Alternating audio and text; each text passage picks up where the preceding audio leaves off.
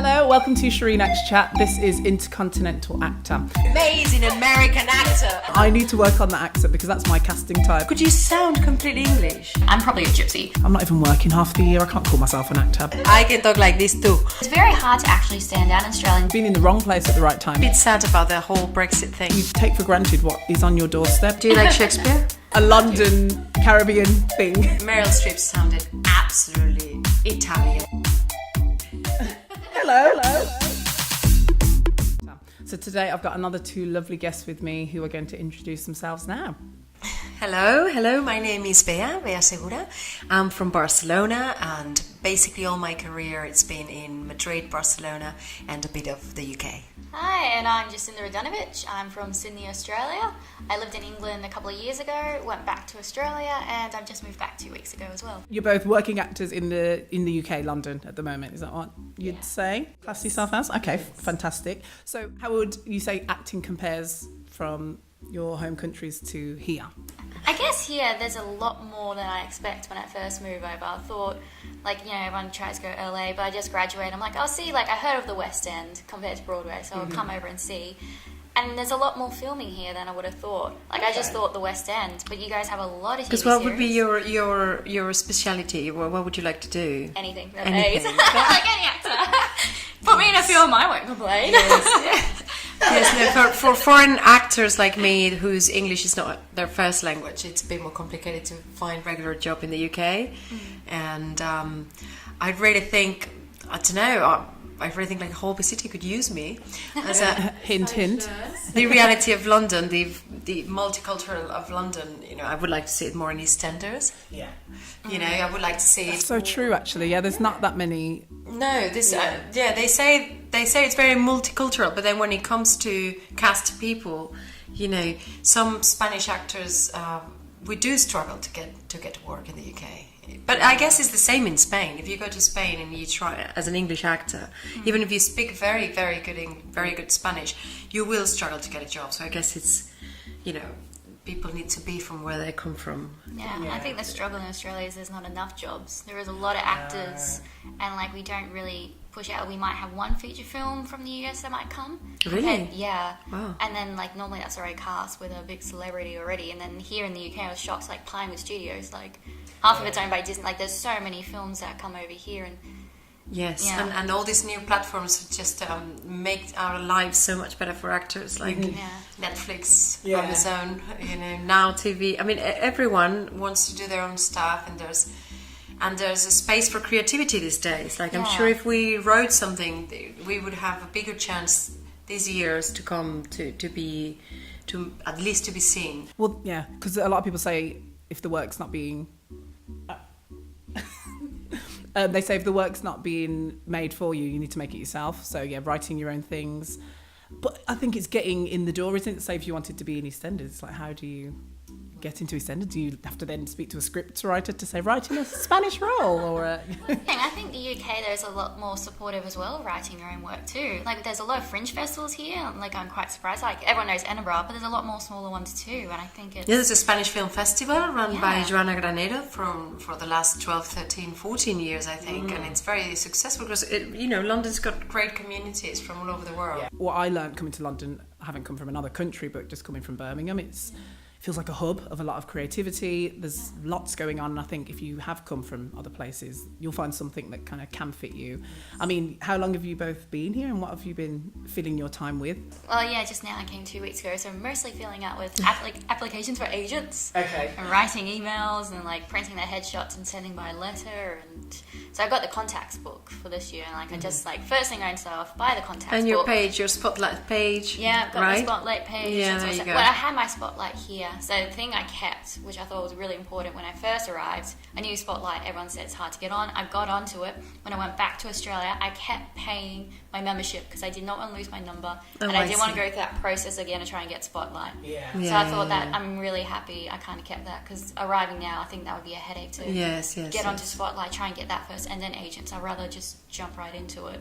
Is there a similar thing in Australia? There is. It's Showcast in Australia, so exactly the same kind of Spotlight, But then as well, it's good, like Star Now, which is just as born in Australia. Like, Oh, yeah, it was, wasn't it? Yeah. transfer straight over. Mandy, I had to start back up again. Mandy Voices, yeah. Mandy, who used to be casting. Oh, yes. Yeah. Yeah, because you use it for Mandy Voices as well. Which is a good website. It's given me a few jobs. Yes, in Spain we don't have actually like Spotlight or, you know, but we tend to work more either, for example, actors who work on theatre, they represent themselves, and it's about getting work, and then. Hold on one second, children. Yes, because you're not just an actor, are you? You're also a mum, aren't you, Bea? Yeah, I've got 2 little children that join us today, and you might hear them every now and then. Very sorry, but so in Spain we don't have like a spotlight thing. It's word of mouth, and it's getting the right agent to move you onto telly and onto cinema. It's becoming bigger and bigger and bigger, all the TV productions, because the thing that we've become quite good in Spain is to do things very cheap and for a very short period of time. So, I mean, when I've visited Europe, I've never been to Australia or Sydney, sadly, but I feel like with European countries sometimes there's a lot of sense of community, so I can imagine that it is word of mouth. Is there separate, though, industries, or is it quite just community with everything? No matter what's going on, everyone seems to know. no, it's as hard as it is everywhere else. Like, you get started, and the thing about acting careers, I think that the younger you start, the better. Yeah. And then you get this good agent, and then you get to your big productions and things. And from my class, for example, from my drama class, we graduated maybe 17 people, and I would say like 5 are working only in acting, and the rest, have to struggle or maybe just drop the acting. So it's as you well know, it's a vocational career that you struggle to get continuous work. So, but I have hope in these new platforms that we're gonna get more work, and the fact that I'm getting more work. Yeah. So. And would you say that, I'm not sure if it's the same for you, do you apply for a lot of work yourself now? Would you say you get more work yourself than through your agents? No, I get all my job from my agent in Spain, and then my agent here in England, it's a more dormant agent. But I need to talk to him because I'm always away, shooting away. So he goes like, okay, you've got all these dates occupied. So, but I can't complain. It's a good position. I suppose for you, so you're in the UK, I guess, for family, but work is all happening back in Spain. Mostly, yes. Wow, so. Although I'm looking forward to work more in the UK. I really am. But like you said, there needs to be more roles, I guess, created for your type. Exactly. I mean, how's your British accent? Would I ever sound as English as an English person? I don't think so. Even if I tried very hard, I think there's always this hint of like, where is she from? Where is she from? Twang. When we first met, we were talking a bit, sometimes you might get cast as like Latina or these other things. Yes. I mean, how do you feel about that? Is that something you could... Well, it's very curious because if I go to an audition for Latina, I don't look extremely Latina compared to a Penelope Cruz kind of actress. So there you are sitting in this waiting room with all these girls, gorgeous girls, but they all look much more Latinas than you do. You already know, I might not get this role. Yeah. because if the role says Latina, South American look, I do look more European than anything else. Yeah. Well, I think you sound it as well more than Latina, but I guess not knowing, if someone didn't know the specific accents, they probably could think, I always talk a bit more like a Spanish accent, like this. I love that. Very sexy. Like everybody who knows Spanish actors that can talk like this, I can talk like this too. Do you find you can get typecast, or what would you say? Do people instantly know where you're from, or? Yeah, I reckon definitely. It's interesting because I've been brunette my whole life. I just went blonde for a play I did, and as soon as I went blonde, it's so interesting how my castings have changed. Wow, and I got a lot more through my agent. Before that was a lot of self. And it was hard to get in the room when I went blonde. My agent and I'm getting more like me into the casting room. So like that alone is definitely like, okay, wow. That's curious. Yeah, it's so strange. With you again, with your accent, is that something that hinders you or helps you being in the UK?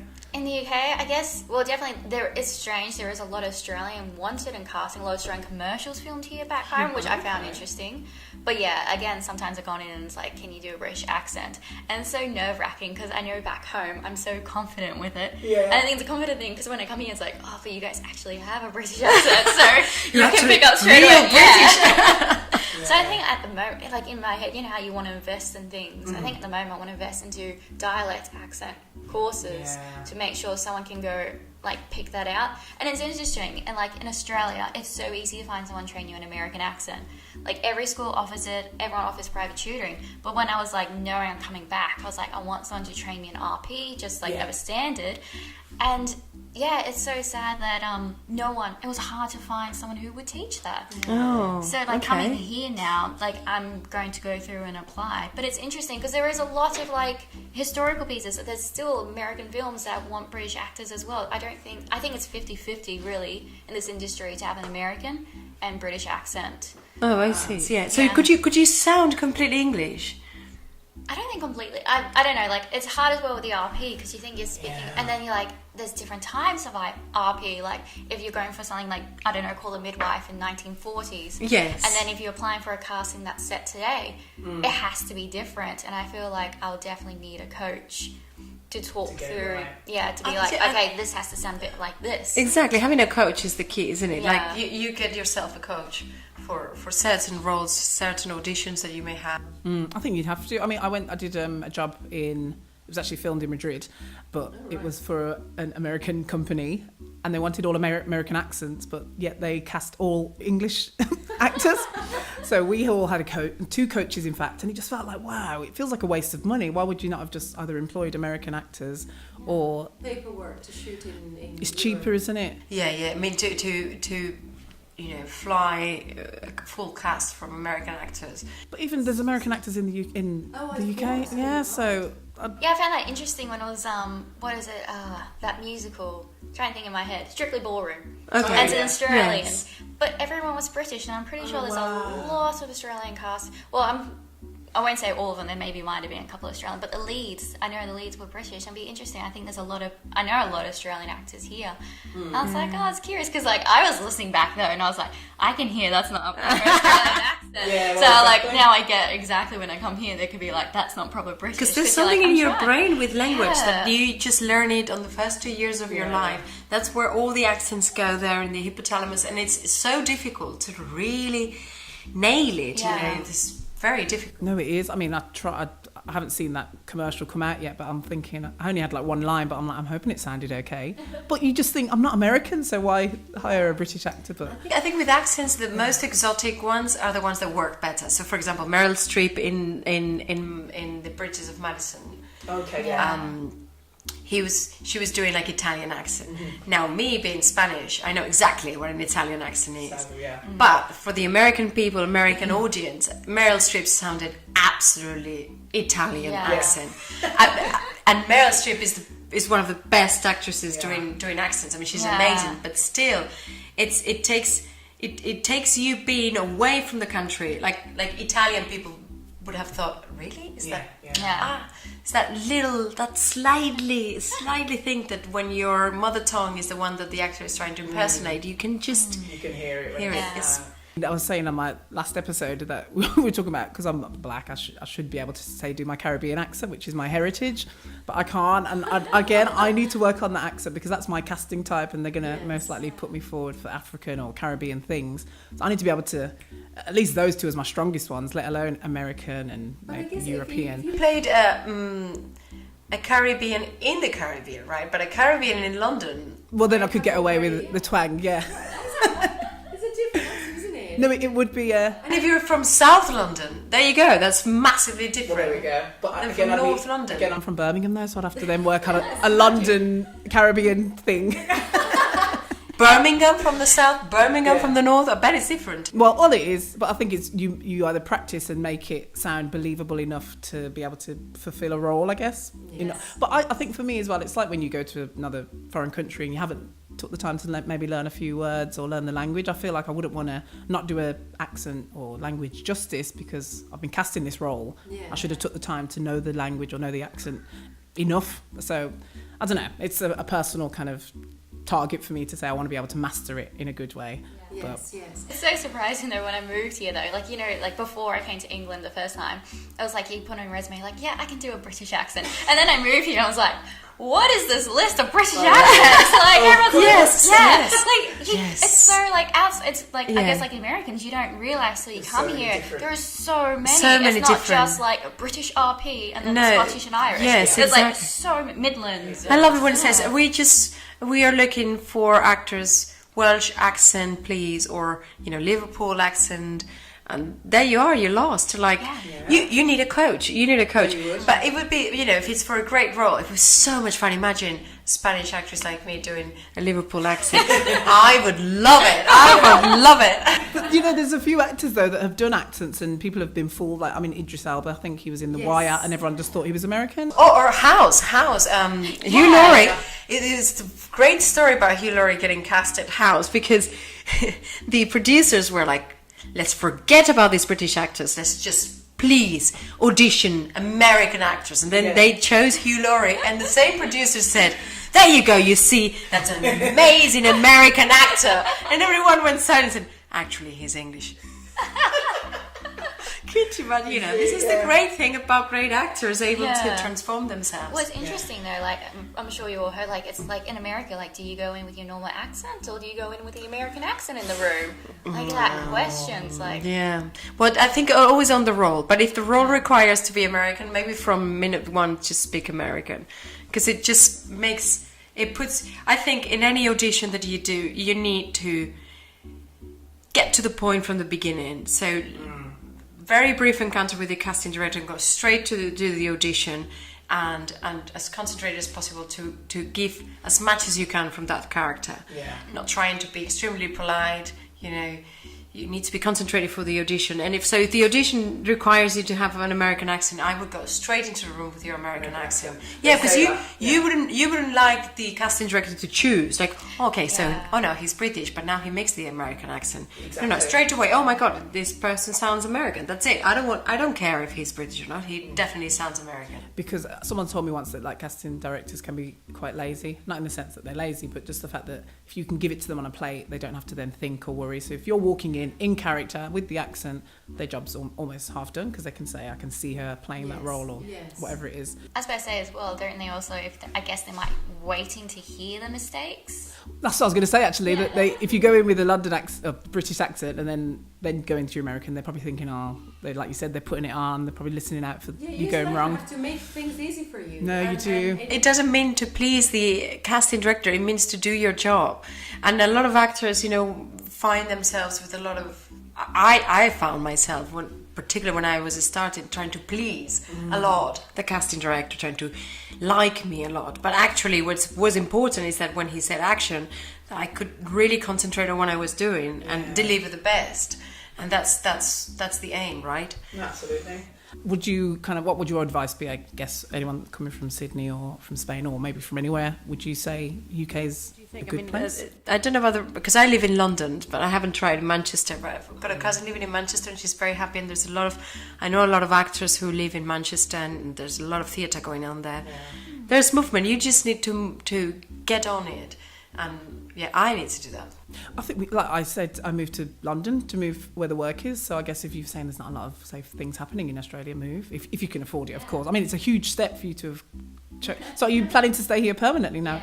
Wow. Like, I love London as well, like a city itself, because you feel the vibe. It's a creative city. Like, when you walk down the street as well, people can wear what they wear. Yeah. And, like, no one really judges kind of thing. Like, it might look, like, exotic or strange to some people. Yeah. But people have the confidence to do it. And I think that's what I like about London. It's, like, just have the confidence to do what you want. Yes. And then you can have that, you feel you have that here in the UK. Yeah, definitely. It's an exciting place. I'm just a bit sad about the whole Brexit thing, because for European actors, it's going to be a mess, in terms of papers and all that. And it was simple until now. Yeah. So the idea that Brexit is going to put more restraint, bureaucracy.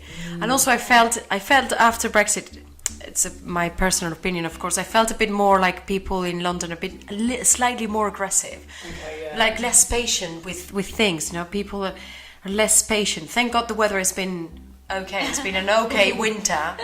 So people have been able to bear the winter a bit better. But there's a slight feeling of abandoning Europe in London, that against the will of most all Londoners. Not a lot of, it's not a lot of How would it affect the film industry too? Because a lot of films, like Game of Thrones, big famous one, like a lot of it's filmed in Croatia and then Ireland, and Star Wars was. A lot of things are filmed in Europe.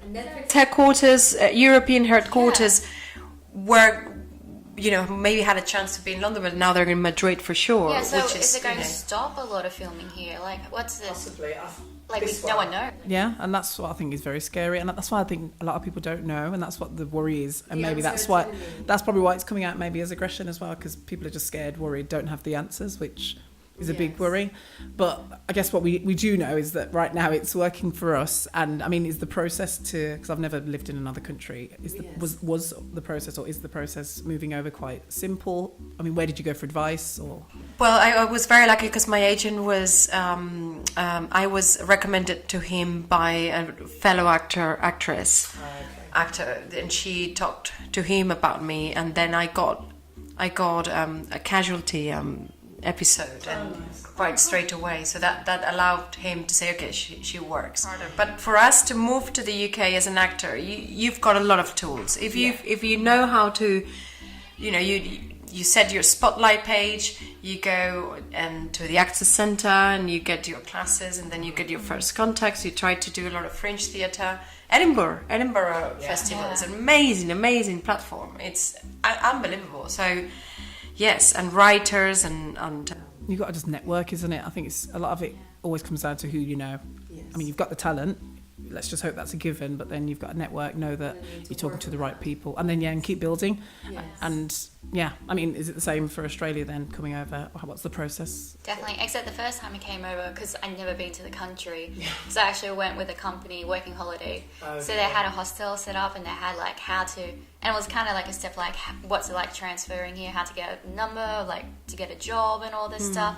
And it's like a company for Australians and anyone to come over living here. Oh, okay. So I guess, the first time coming over, it was just like, oh my God, getting my head around how to work the tube. Yeah. How to work the tube map. Where am I going? Yeah. But it's a massive city, London. It is very spread out. It takes...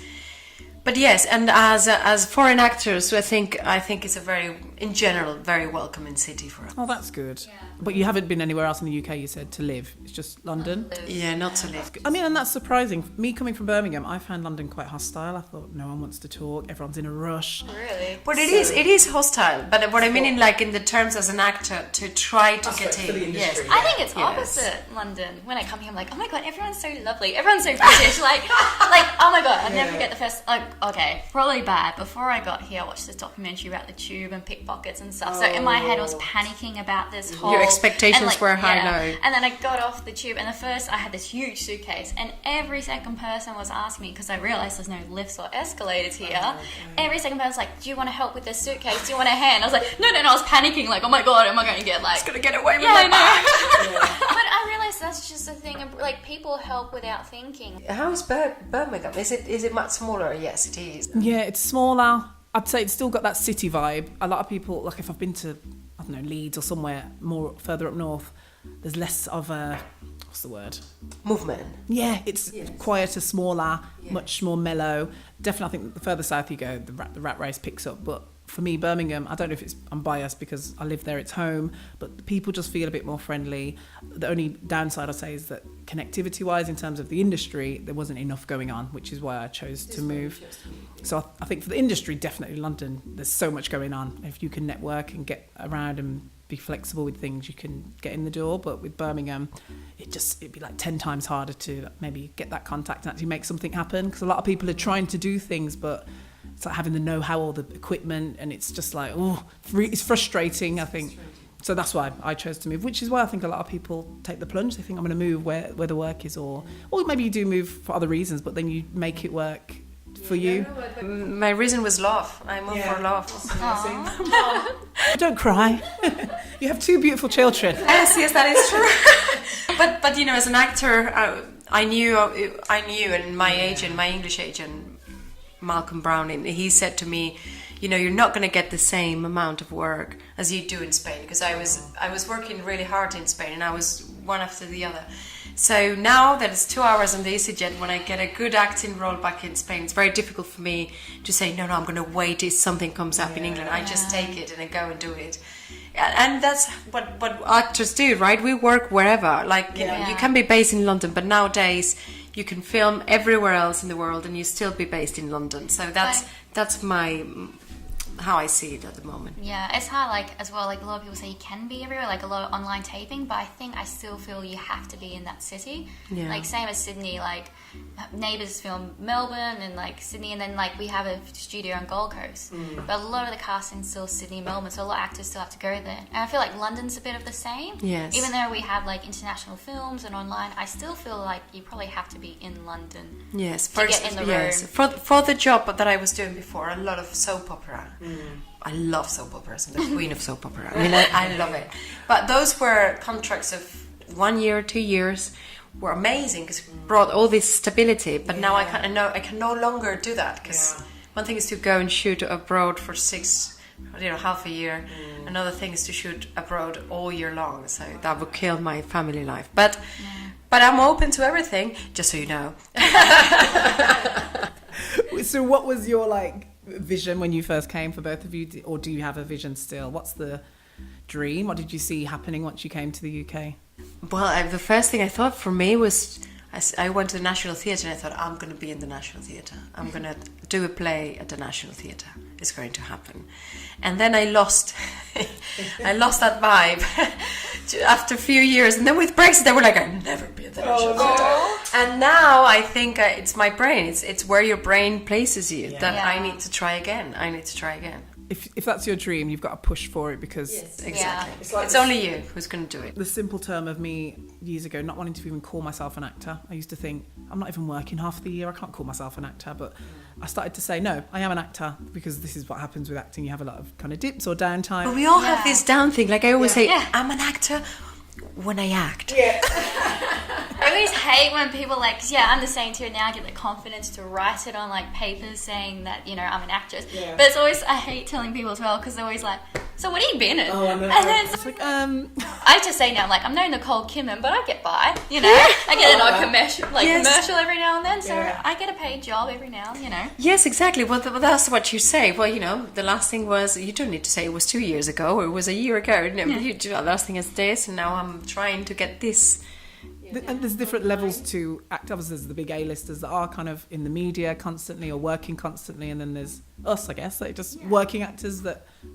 Oh, hello again. Okay, maybe she'll be on the cast for 5 minutes, like this. Oh, we've got a new addition to our podcast. Hello, what's your name? Aki, Taktuki. Come on, I could hear you next door. Come on. You can tell them your name? No? Anyway, let's keep talking, What was your vision when you came to the UK? I guess in my head straight away was the West End. Like, I want to be in the West End and do musicals. That was my main goal. And that's as well what I thought was the only thing that was here. And then coming here is like, there's so much more. Like it would be great to be like in a TV series. Like, I don't know, like there's so many series as well that might be one season, but they're just great storylines. So yeah, it's like I'm open for anything. Like I've always been open for anything comes by, but now I realise in London there is a chance to do something more.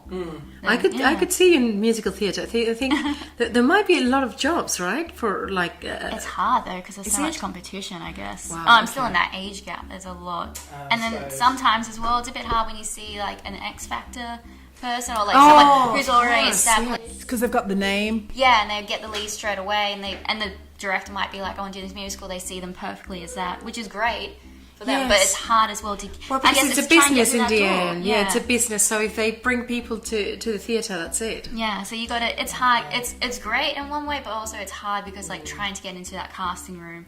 But it's great. It's like I noticed though, UK's doing a lot more open calls. Yeah, they are. A lot more for musicals, which is great too. I heard though sometimes open calls are just publicity stunts to try and. So I'm thinking, are they actually? Do you ever? And they already know the cast. Is that what? Potentially, or they have them separate private castings. The invite. Yeah, because I think Harry Potter had an open casting, but obviously Harry Potter, what's his name? Daniel Radcliffe ended up getting it.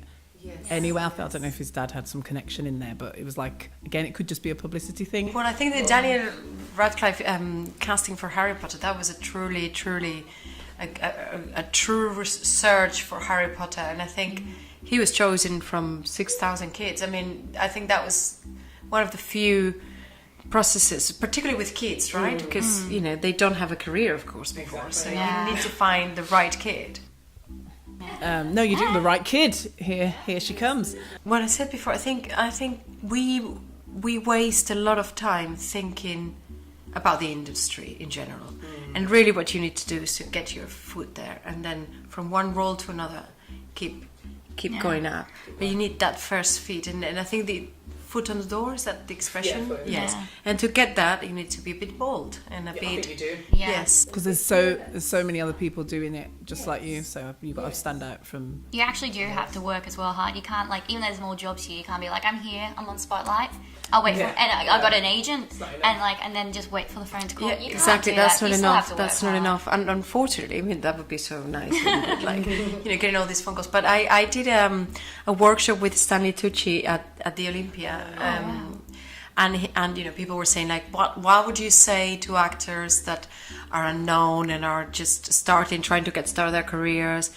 I said, well, unfortunately, nothing. Unfortunately, what you need to do is to get in there, do the best you can in every audition, and then also, and this is hard to say, it's luck.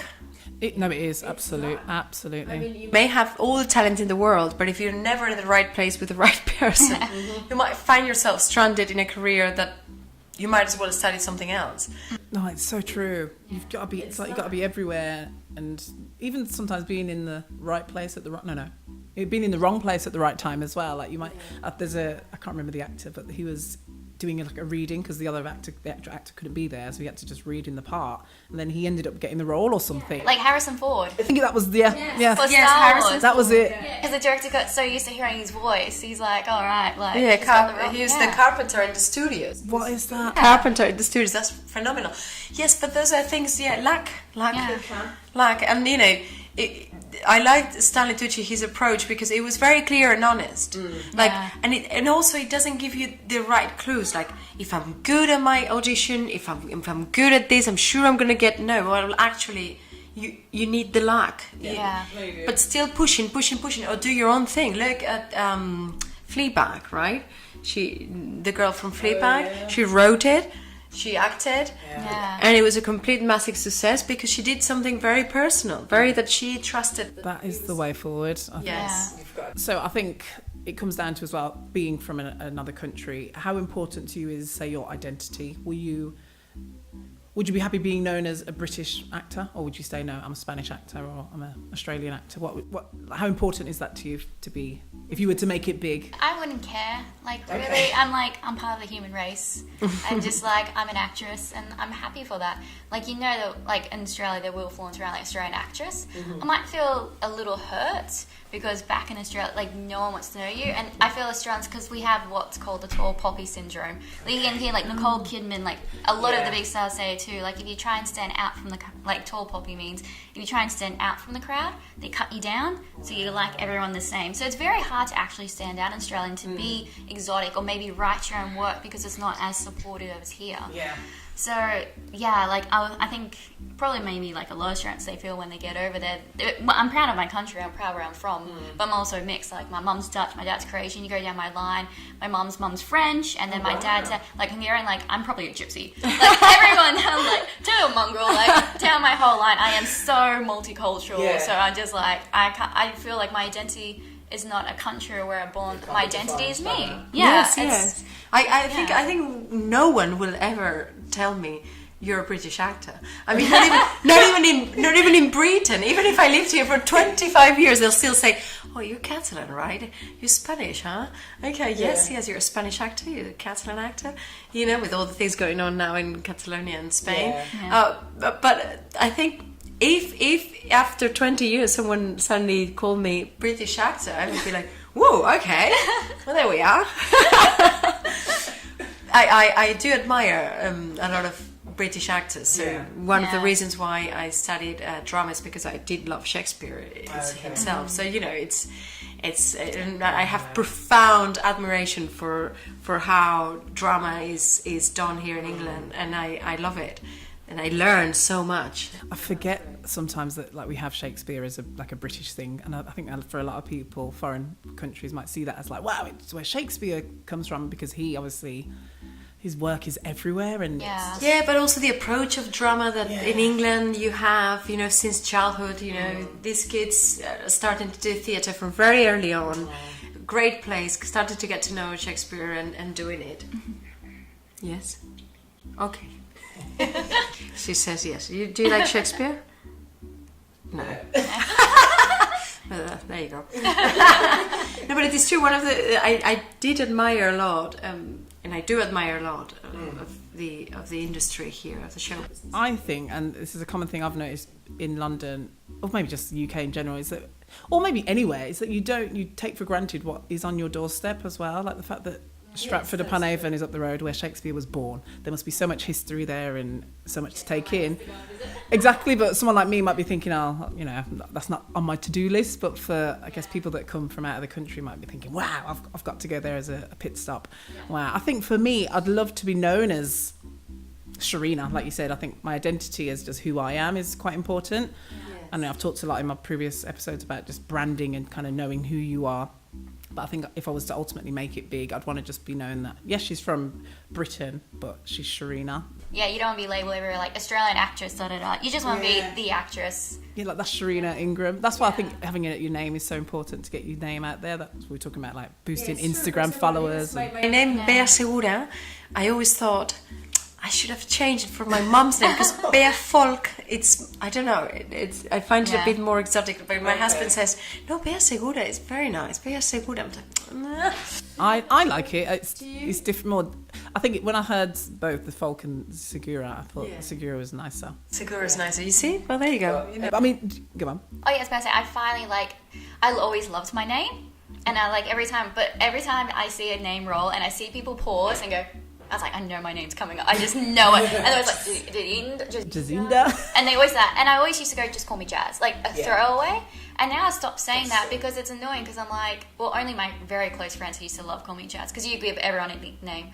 But when it used to be strangers, I'm now like, no, this is my name, because I don't want to throw away, because then everyone's just like, oh, Jazz, Jazz, Jazz. I'm like, that's not really my name. I love my name. So, I'm exactly the same. yeah, I should get people just to be well, you both try. have long, beautiful names. Shireenah, Jacinda. I mean, you know, it's beautiful.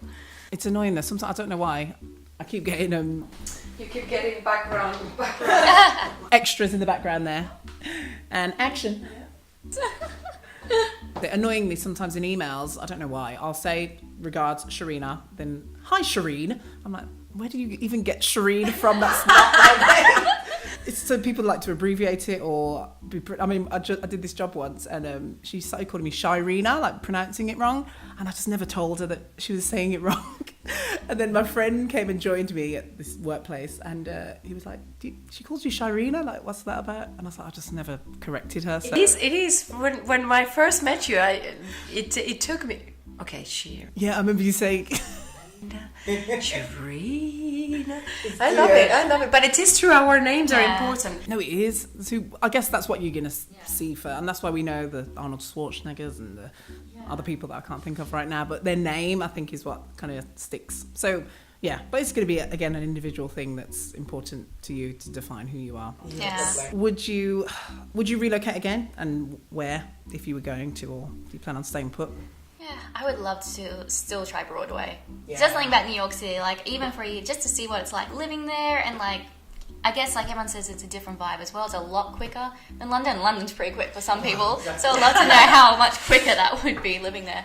But yeah, I definitely would like to try Broadway, New York. Wow, nice. Yeah. States. Go one step higher up again.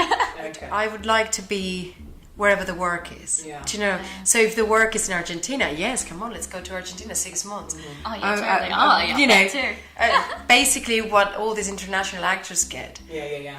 Although I am sure it is a difficult life too, because they seem to struggle a lot with their personal relationships and with keeping up the family. It seems it's a very difficult, and they need to be really concentrating on keeping up the family together. So it's not all flowers and joy, I guess. No? But when I was in America, a lot of them were saying now it's hard to get a TV show because a lot of the celebrities do want to stay in LA, so they want a TV show. So they're staying where the work is, so they stay with their family. That's why, like on Netflix now, you see a lot like Big Little Lies, all those Big women. Little Lies, and The Good Place, and a lot more celebrities are pushing for. And like, there's a lot more network now because you've got Netflix, Amazon. Yes. So many. So And telly is becoming the new cinema. I mean, Oh yeah, you don't need to go out. it's an amazing tool that now we have. I mean, being a telly actress myself, I'm like, haha, the revenge.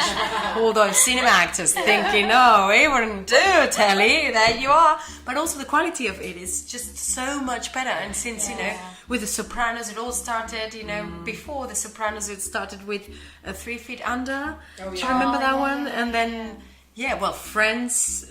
Yeah. You know, like all What's these a funny story rom-coms with and- Friends though, when they were earning more than every other person, and they went to the awards and they're still at the back table because they were a TV show or something. Yeah, that's so insane. Yeah, I guess how- that's all changed now though, isn't it? Right, Really? definitely. Completely changed. And what do you think about all these thing about Netflix going onto big screens for a week and then putting it on telly and then applying to the Oscars? You know, there's a lot of people who are against platforms being treated as cinema, and there's a lot of people in the cinema that say, well, this is the future. So do you think there's a controversy there, or you think it's just melting into the same pot? With the way the industry and the world is changing and evolving now, I think it makes sense to kind of just go with the flow of what's happening naturally. I wouldn't say it's controversial. Well, let's hope that we get plenty of work from these new platforms. Fingers crossed, that's the plan. Do you look at it coming from another country as kind of the US being like top, UK kind of being middle, and then maybe the rest of the world being on another level? How do you have a hierarchy of how you see the industry in the world? I think all these big platforms are bringing all this culture together. So I wouldn't have an idea of a pyramid, but an idea of projects that are good everywhere in the world. No, it's true.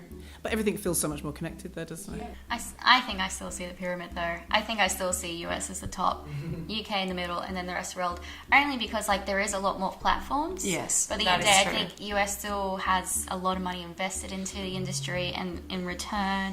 And I think as well there's a lot of remakes still for the US audiences. Yeah. Like there might be a successful show, I don't know, made in France, and then they remake it, like The Office in the UK. Yeah. But the US still made their own Office. That is true. As well. They got economic power to do amazing Yeah. things. They can do Mad Men. No one else can do Mad Men. No one else Yeah.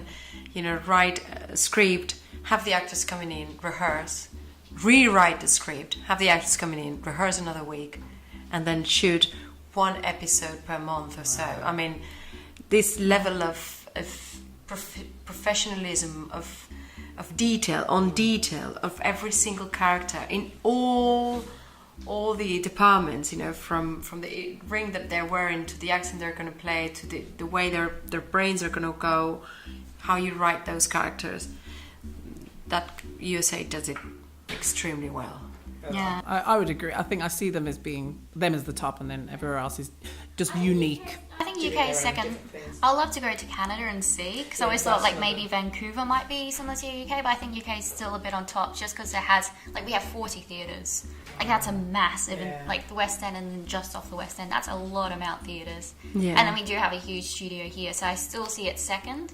And then everyone else kind of and then the rest of the world kind of culturally, like Netflix and other channels, we can see other cultures, but I still think like that made us all the same. I feel like all the other countries are just bubbling away and got their own unique styles. Like you were saying, there's a lot more platforms now for places like Israel or wherever it is to kind of create new content. And I think there will be an audience for it more and more as we go on, because there's more ways to access the product. So we'll see. I think it's an interesting time. Let's get through the next month and see what happens with Brexit, and then see where we are in a month's time. But thank you so much for sharing your journeys, and hopefully we've inspired some people to take the plunge and come on over to the UK. But thank you. That's a wrap. Thank you so much. Thank you. Bye. Thank you. Hopefully today has given you an insight into what it's like to be an intercontinental actor. If you're thinking of taking the plunge, jump on that plane, and we could see you soon in the UK.